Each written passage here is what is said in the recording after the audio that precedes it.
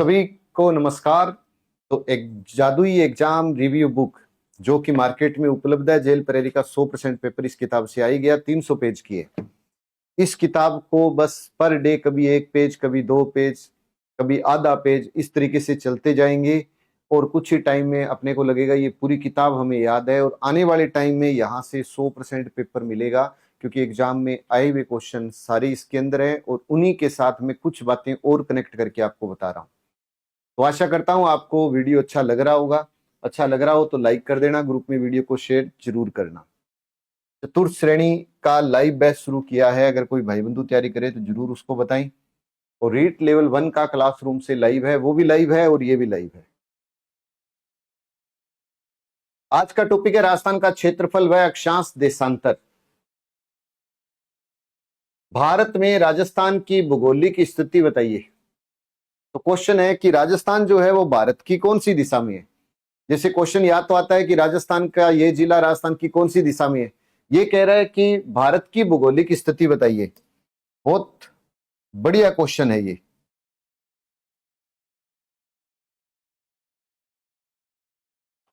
इसको समझिए, अगर हम भारत के नक्शे की बात करें,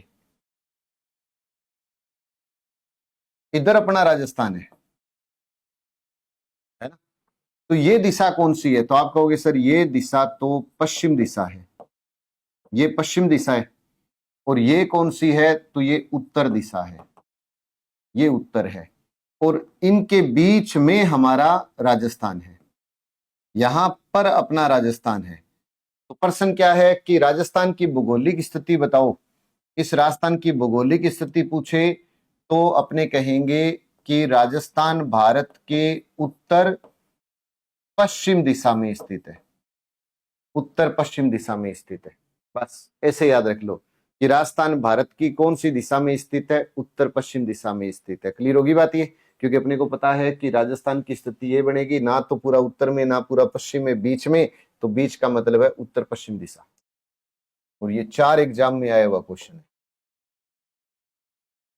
उत्तर से दक्षिण विस्तार वाला जिला बताओ। जो उन्होंने जैसे 4 ऑप्शन दिए, तो ये जिला एक तरफ से विस्तार वाला इन्होंने पूछा। 4 ऑप्शन में एक चित्तौड़ ऐसा था जिसका उत्तर से दक्षिण में विस्तार था। आप कहोगे सर कैसे? देखो, उत्तर से दक्षिण वाला विस्तार अगर आपसे पूछ रहा है तो इसको ऐसे समझ लेना कि ये दिशा और ये दिशा, तो उत्तर से दक्षिण वाला विस्तार वाला जिला, तो उत्तर से दक्षिण विस्तार वाला जिला जो 4 ऑप्शन थे उसमें जो आंसर बन रहा था वो बन रहा था चित्तौड़ का। उत्तर से दक्षिण विस्तार वाला जिला क्या है? चित्तौड़ है। अब कल को ये पूछ ले कि चित्तौड़ की आकृति बताओ कैसी है, तो घोड़े की नाल के जैसी है। चित्तौड़ की आकृति पूछे तो घोड़े की नाल की आकृति का जिला है चित्तौड़। और चित्तौड़ के मुख्य भाग की आकृति पूछे तो इल्ली के जैसी है। मुख्य भाग की आकृति, इल्ली तो लट होती है, आटे सूजी में गिर जाती है ना, बाद में अपने निकालती है, वो वाली इल्ली तो लट होती है। और चित्तौड़ की आकृति घोड़े की नाल की जैसी है। और विस्तार पूछे तो उत्तर से दक्षिण में विस्तार है चित्तौड़। उत्तर से दक्षिण में विस्तार वाला जिला चित्तौड़ है। कर्क रेखा राजस्थान के किन जिलों से होकर गुजरती है? ये ऐसा नहीं है कि ये आपको पता नहीं है, सबको पता है ये। लेकिन ये क्वेश्चन पक्का क्वेश्चन है, पेपर में आता है। तो जब आता है पेपर में तो क्यों ना इसको ढंग से ही पढ़ा जाए, कि ढंग से याद कर लो कि ये कर्क रेखा है। आप तो ये याद रखो कि ये कर्क रेखा राजस्थान के किस जिले से गुजरती है। तो अपने कहेंगे कि ये कर्क रेखा राजस्थान में डूंगरपुर और बांसवाड़ा से होकर गुजरती है। 2 जिलों से गुजरती है राजस्थान में। अब 2 जिले कौन कौन से हैं? तो एक तो है डूंगरपुर, एक है डूंगरपुर। अब इसके ऊपर क्वेश्चन आएंगे, इसलिए इस कंसेप्ट को यही समझ लेना, डूंगरपुर। और एक है बांसवाड़ा। तो कर्क रेखा राजस्थान के कितने जिलों से गुजरती है? तो कह दो डूंगरपुर और बांसवाड़ा से गुजरती है। कल को दोनों ही ना आए, दिशा पूछे तो कर्क रेखा राजस्थान की दक्षिण दिशा से गुजरती है, ये भी याद रख सकते हो। कौन सी दिशा से गुजरती है? दक्षिण दिशा से गुजरती है। कर्क रेखा पर सूर्य सीधा कब चमकता है? 21 जून को सूर्य कर्क रेखा पर सीधा चमकता है। अब जब सूर्य कर्क रेखा पर सीधा चमक रहा है तो सीधी किरणों वाला बांसवाड़ा और तिरछी किरणों वाला गंगानगर हो जाएगा। क्लियर होगी बात ये? तो कर्क रेखा राजस्थान के किन जिलों से होकर गुजरती है? अब आपका कंसेप्ट बिल्कुल क्लियर है कि एक डूंगरपुर है और एक बांसवाड़ा है।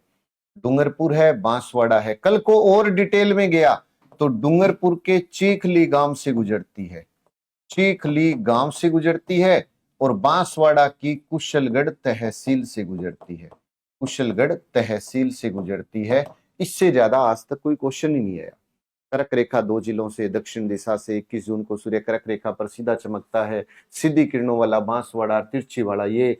और ज्यादा पूछेगा तो राजस्थान में भाई कर्क रेखा की लंबाई कितनी है? तो 26 किलोमीटर लंबाई लो। इससे ज्यादा और क्या पूछेगा वो आपसे? कुछ नहीं पूछने वाला। आगे सब में यही बातें आएगी।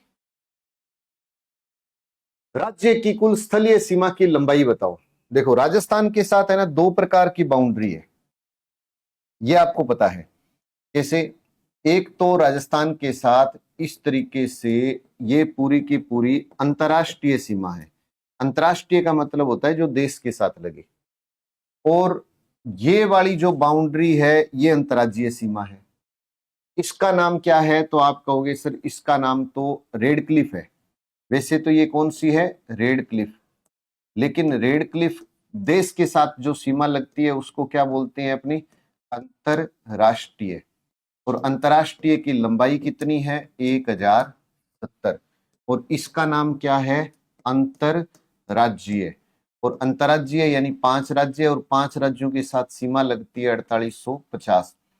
अब पर्सन क्या है? स्थलीय सीमा।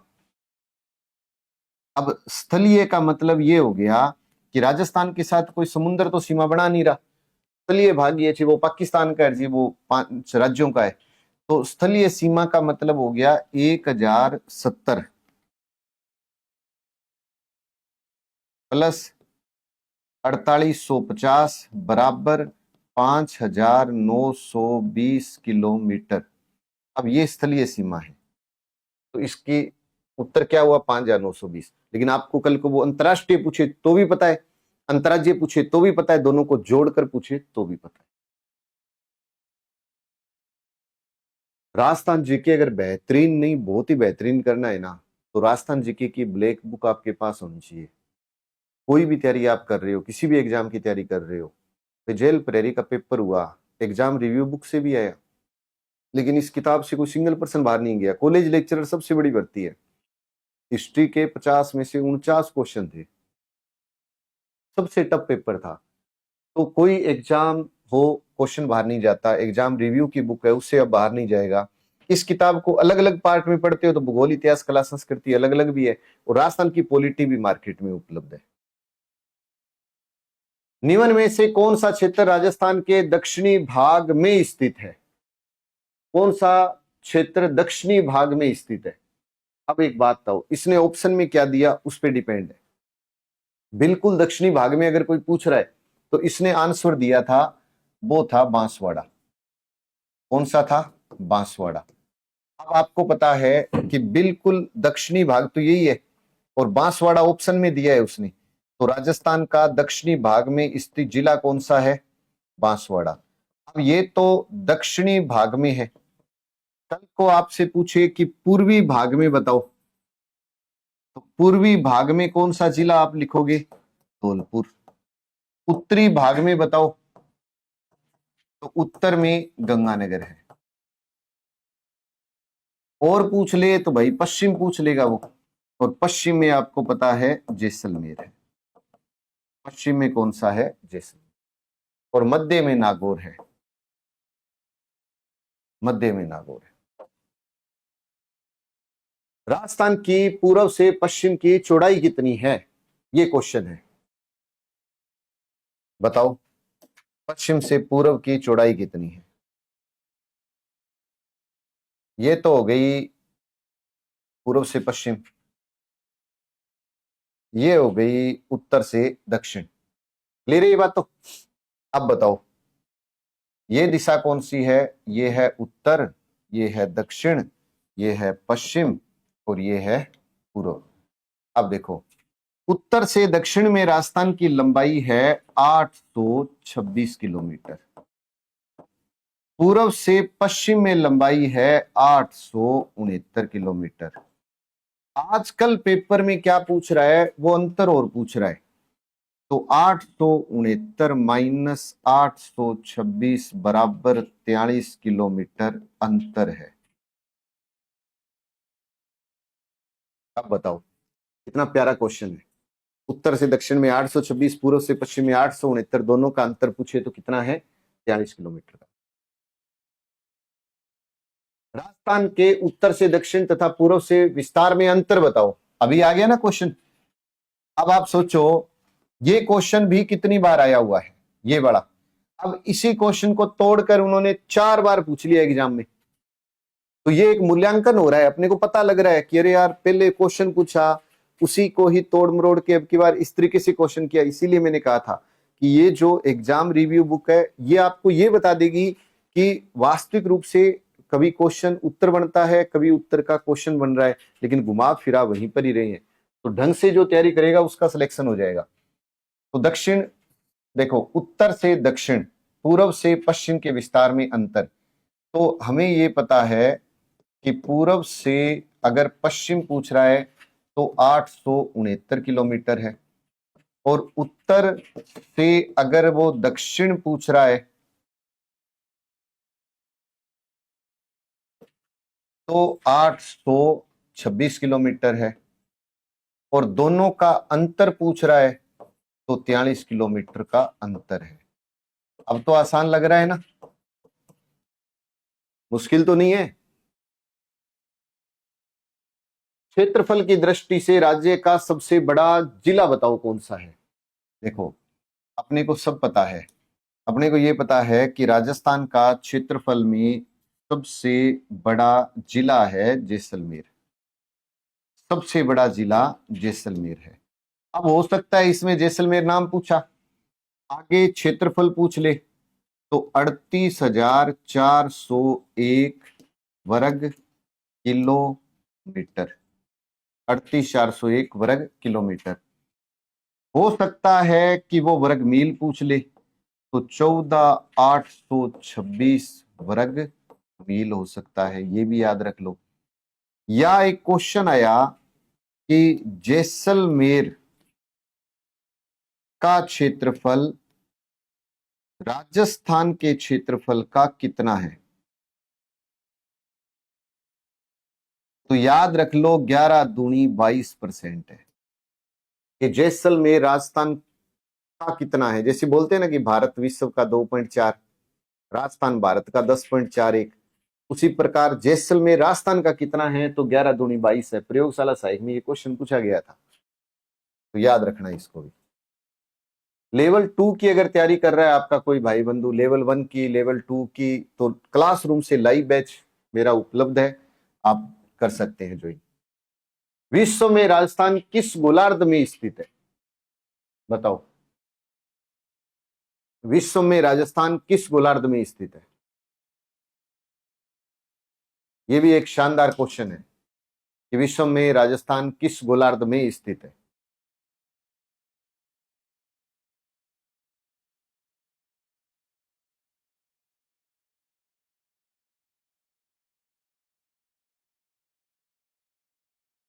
देखो वैसे तो उत्तरी गोलार्ध में है भाई। अपने ये कहें कि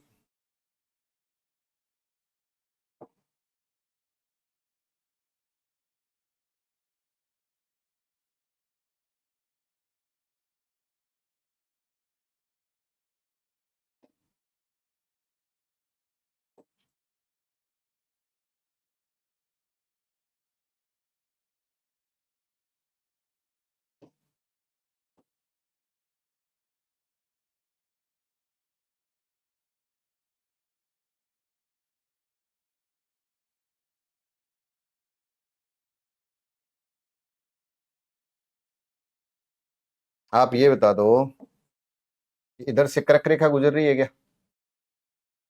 इधर से मकर रेखा गुजर रही है, और हमारा राजस्थान इधर है, अपना राजस्थान इधर है, ये है अपना राजस्थान। अब ये बताओ कि इधर दिशा कौन सी है?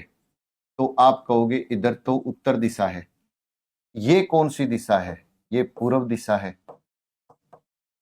तो चाहे आपसे, राजस्थान और भारत दोनों इसके बीच में है ना, इधर उत्तर इधर पूर्व, तो चाहे आपसे राजस्थान पूछे चाहे आपसे भारत पूछे, उत्तर पूर्वी गोलार्ध में है।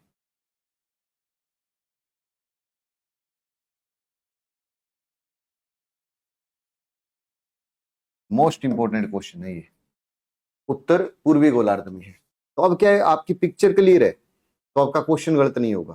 कल को आ भी गया तो आपका क्वेश्चन गलत नहीं होगा। बस कि राजस्थान उत्तर पूर्वी गोलार्ध में स्थित है। भारत कौन से गोलार्ध में है? उत्तर पूर्वी गोलार्ध में है। अब इसने उत्तर से दक्षिण की ओर सही क्रम में व्यवस्थित पूछा था। 4 ऑप्शन दिए थे उसने, गंगानगर, बीकानेर, जोधपुर और जालोर। अब गंगानगर कहां है ये बताओ। तो आप कहोगे सर ये रहा गंगानगर। एक दिया था इसने बीकानेर, ऑप्शन में गंगानगर था, बीकानेर था, जोधपुर और जालोर। अब जोधपुर कहां है? इधर है जोधपुर, और ये जालोर है। मतलब ये क्वेश्चन में लिखा हुआ था। अब नक्शा याद है ना, तो आपको ये पता है कि पहले गंगानगर आएगा, उत्तर से दक्षिण की ओर चल रहे हैं तो पहले गंगानगर, फिर बीकानेर, फिर जोधपुर, फिर जालोर आएगा। तो इसमें सही क्रम में अपने क्या लिखना है कि पहले गंगानगर है, फिर बीकानेर है, जोधपुर है और जालोर है। तो फिर क्वेश्चन गलत नहीं होगा आपका। बस नक्शा दिमाग में रख लो, प्रैक्टिस करो तो नक्शे के साथ कर लो, काम बढ़िया हो जाएगा। राजस्थान का अक्षांशीय विस्तार कितना है? हो सकता है आप रट्टा मारो अक्षांश और वो देशांतरी पूछ ले, कोई बड़ी बात नहीं है, पूछ सकता है, उसकी मर्जी। तो अपने दोनों ही बातें याद रख लेते हैं, अक्षांशीय और देशांतरीय को। देखो, राजस्थान का अक्षांशीय विस्तार है 23 डिग्री 3 मिनट उत्तरी अक्षांश से लेकर राजस्थान 30 डिग्री 12 मिनट उत्तरी अक्षांश के मध्य में स्थित है। फिर राजस्थान 69 डिग्री 30 मिनट पूर्वी देशांतर से 78 डिग्री 17 मिनट पूर्वी देशांतर में स्थित है। ये भी याद रख लो। एक आजकल एक नया ट्रेंड पूछा जाने लग गया, वो क्या करता है, इनके बीच का अंतर और पूछने लग गया कि बीच का अंतर और बताओ। तो ये भी आ जाए, क्या पता कल को बीच का अंतर। तो अभी जैसे हमने उत्तर दक्षिण पूर्व पश्चिम पढ़ा था, तो इनके बीच का जो अंतर है अक्षांशीय विस्तार में, ये तो याद रखना 7 डिग्री 9 मिनट का अंतर है। और इनके बीच का जो अंतर है ये याद रखो 8 डिग्री 47 मिनट का अंतर है। 8 डिग्री 47 मिनट का अंतर है। बताओ, अब आपका क्वेश्चन गलत नहीं होगा। और एक और बता देता हूं, आजकल एक नया काम और कर दिया उसने। उसने क्या किया, अब की बार तो उसने हद ही कर दी। इधर उसने लिखा अक्षांश देशांतर, तो एक बांसवाड़ा लिखा, एक गंगानगर लिखा, एक जैसलमेर लिखा, और इसके सामने उसने भरतपुर लिखा। और प्रश्न क्या पूछा कि निम्न में से कौन सा सही सुमेलित नहीं है। मतलब एक अक्षांश लिख दिए दोनों और देशांतर दोनों, उत्तर में दक्षिण में है ना, और साथ में जिले का नाम लिख दिया और पूछा कौन सा सही सुमेलित नहीं है। हमें पता है उत्तरी जिला गंगानगर है, दक्षिण में बांसवाड़ा है, पश्चिम में जैसलमेर है, लेकिन पूर्व में भरतपुर नहीं है, तो ये सुमेलित नहीं था। तो यहां क्या आना चाहिए था, यहां धौलपुर आना चाहिए था। तो ये क्वेश्चन भी आता है। एक क्वेश्चन आया कि ऐसे जिले का नाम बताओ जहां पर अक्षांश और देशांतर दोनों काटती हो, दोनों एक दूसरे को काट रही हो। ये क्वेश्चन आया था, इसका आंसर हो गया नागौर। इससे बाहर अक्षांश देशांतर का आज तक कोई क्वेश्चन नहीं गया। अब वो आप पर है कि आप उसको कितना अच्छा तैयार कर सकते हो, वो आप पर है, लेकिन मैंने जितने टाइप के क्वेश्चन पूछे जाते हैं वो सारे बता दिए इसके अंदर।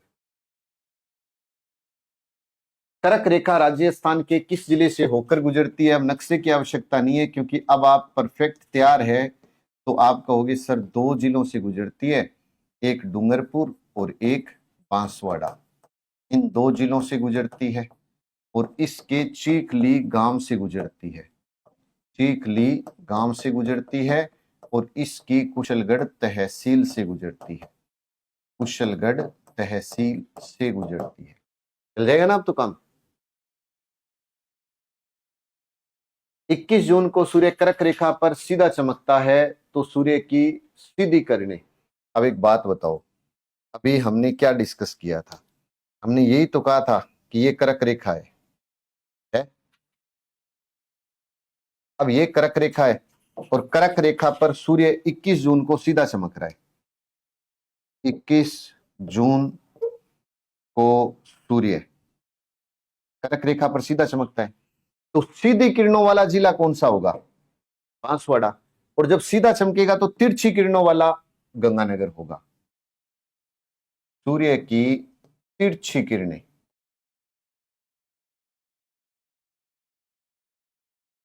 तो आप कह दो गंगानगर, और सीधी किरणें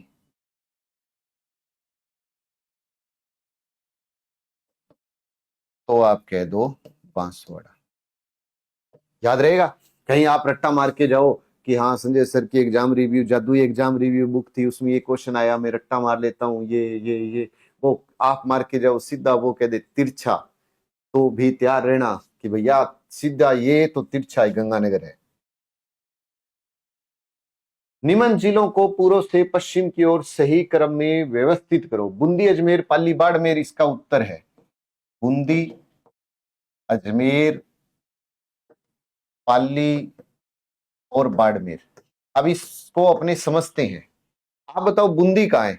तो आप कहोगे सर ये रहा बूंदी। पाली कहां पर है? तो ये रहा पाली। फिर अजमेर ये रहा, और बाड़मेर इस तरफ है। अब प्रश्न को समझना, प्रश्न क्या कहता है कि पूरब से पश्चिम की ओर चलना है, मतलब इधर से इधर आओगे आप। ये दिशा कौन सी है? पूरब। और ये दिशा कौन सी है? पश्चिम। अब इधर से इधर चलेंगे तो सबसे पहले क्या आएगा? बूंदी। बूंदी के बाद अजमेर, अजमेर के बाद पाली, और पाली के बाद बाड़मेर। इससे आसान प्रश्न नहीं है। और जिसको नक्शा याद नहीं है, देखो मैंने कल चतुर्थ श्रेणी की लाइव क्लास ली थी और उसमें मैंने नक्शा याद कराया था, तो आप नक्शा याद कर लो। मैं आपसे कहता हूं आपके ये क्वेश्चन गलत नहीं होंगे, है ना। अब देखो क्वेश्चन, कितने क्वेश्चन पूछे जाते हैं नक्शे के ऊपर, तो अब आपको क्लियर हो गया बूंदी, अजमेर, पाली और बाड़मेर। रीट की कोई तैयारी कर रहा है, देखो सब्जेक्ट तो आपने पढ़े होंगे, लेकिन जीके, आईसीटी, शैक्षिक परिदृश्य वाला पूरा पोर्शन कंप्लीट रूप से 190 और सेकंड लेवल के लिए 140 मार्केट में उपलब्ध है। आज तक जितने थर्ड ग्रेड में पेपर हुए, मतलब 2004 से लेकर आज तक, वो सारे पेपर, चाहे वो रीट का अंदर हो, चाहे रीट मुख्य परीक्षा हो, चाहे तृतीय श्रेणी जिला वाइज हो, वो भी मेटर के साथ ऐड किया हुआ है मेरा। इसके जैसी आज तक कोई मार्केट में किताब नहीं है। अब बताओ राजस्थान का आकार कैसा है? तो अपने क्या बोलते हैं कि जी राजस्थान का जो आकार है वो विषम कोणीय चतुर्भुज, विषम कोणीय चतुर्भुज अथवा पतंगाकार, अथवा पतंगाकार अथवा रोम्बस आकृति का राजस्थान है। और ये बताया था टी एच एंडले ने। ये बताने वाला विद्वान कौन था? T.H. हैंडले ने बताया था कि राजस्थान का ऐसा आकार है। चलो एक और याद रख लो कि भारत की आकृति कैसी है। तो भारत की अगर कोई आकृति पूछे तो चतुष्कोणीय है, कि भारत की आकृति कैसी है, चतुष्कोणीय है। भारत चतुष्कोणीय है और राजस्थान विषम कोणीय चतुर्भुज अथवा पतंगाकार है। विषम कोणीय चतुर्भुज पतंगाकार अथवा रोम्बस। हो जाएगा ये भी याद। राजस्थान की अंतरराष्ट्रीय सीमा की लंबाई कितनी है, ये भी मैंने आपको बताई थी कि अंतरराष्ट्रीय जिसको हमने नाम दे रखा है रेड क्लिफ, और इसकी लंबाई अगर पूछे राजस्थान के साथ तो याद रखो 1070 है। अगर ये ही पर्सन आपसे पूछ ले भारत के साथ इसकी लंबाई बताओ तो कह दो 3310 किलोमीटर है। भारत के साथ पूछे तो 3310 किलोमीटर है, ये याद रखना बस। तो यहां तक अपनी आज का काम रख लेते हैं।